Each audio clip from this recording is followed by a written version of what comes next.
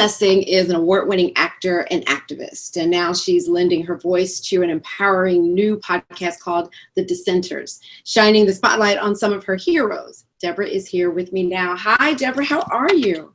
I'm great. How are you doing? I'm okay. I'm okay considering all that's going on in the world, but happy to be talking with you now and loving this podcast.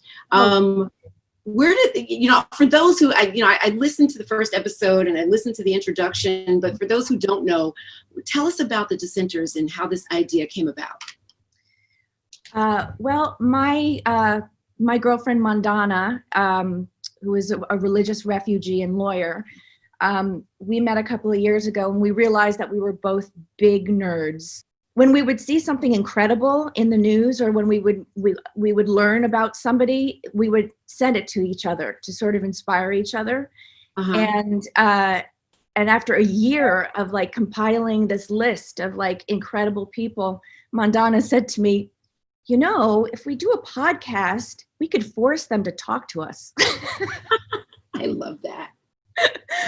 So that really was originally the inspiration. We were like, we don't know if this will ever even, hit the air, but at least we will have this experience of being able to sit down with these people who are unbelievable and, fangirl out because, we're nerds. They're our superstars.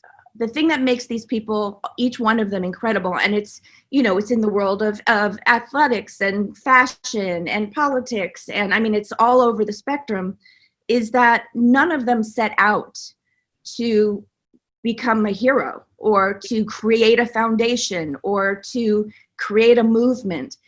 Each one of them, when you hear their stories, is they just one day saw something and they were like, no, that's not okay. I want to do something. Yeah. And then they did it. And it all just sort of started with one step. And I think what we wanted to do was to dispel this notion that in order to be an activist, that you need, a certain level of education or money or followers. And, really, you just need to just do something. And it doesn't have to be grand. It could be literally just in your daily conversation. If you are at the bus stop and you hear someone say something racist, say something. Say, yeah. Well, what do you mean by that? That is an act of dissent. And it's powerful. And I love, too, that it's a lot of people that I've never heard of. That was the point. There are people doing things all over the place. And so that's why we ended up calling many of these people accidental activists. Well, let's switch gears and talk about birthday candles. I've only read about this. This is coming to Broadway. This sounds like an incredible story. It's a journey of this woman from very young to how old? Like 100? My character ages from 17 to 107. Oh. And my character, I never leave the stage and there's no intermission. What? Yes. So you must really love this project. So when I read it, I was like, what? How are they going to do that? How would I do that?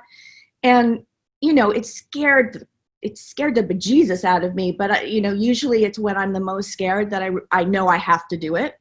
Yeah. But we were 2 weeks into rehearsal. And it was, the play is so beautiful and so timely.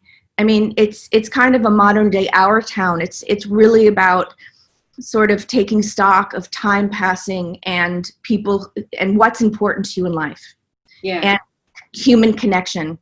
And then of course Broadway was shut down. So luckily, because it is a nonprofit, they're able to move it. And so, we don't have a date, but they said it will be moved when they reopen. Well, I do have to ask you about one of my favorite things, and that is Smash. I am a huge fan of Smash. I have the soundtrack is one of my favorite things. I was delighted to tune into the live Zoom or whatever with all the actors from the show. And I missed out on that stage production that happened. What was that, in 2015? Yes, and it sold out in 15 minutes. And so when we heard that it was going to be aired in order to raise money for the Actors Fund, we were all thrilled because, there were so many Smash fans who were unable to get tickets. And it was great to reunite. We hadn't all seen each other in years. So that was a really fun reunion. And now they announced that Bombshell is going to Broadway. Did you have any idea the night you all were doing that live chat that was happening? No. I mean, literally, we've been talking about it since the second season of the show. It was like, these songs are so incredible. You have to do a Broadway show because the songs are written. So now they have committed to doing it. And my understanding is it's not going to be a direct mirror in terms of the way the story is told as Bombshell was told in the TV show.